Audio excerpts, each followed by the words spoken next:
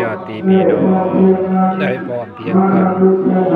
มาทำบุญใส่บาตรเพื่ออุทิศส่วนบุญส่วนกุศลดวงวิญญาณของพ่อและแม่ปู่และย่าตาและยายอ้ายและน้องลูกและหลานพ่อและเมียครูบาอาจารย์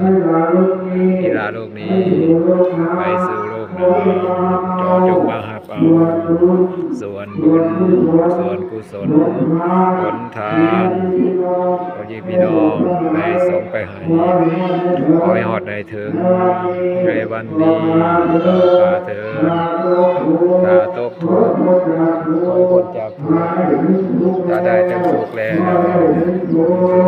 ยิ่งขึ้นไปขอข้าเถิดสาธุสาธุ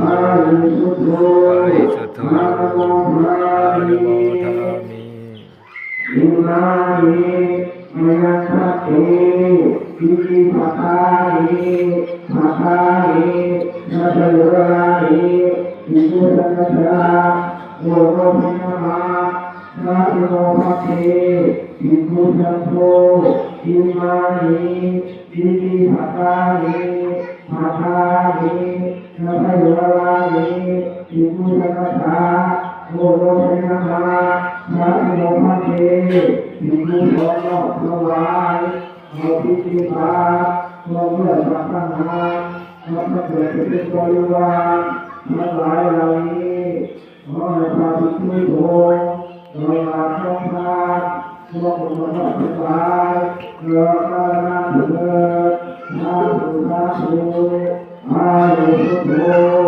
นะโมทามิ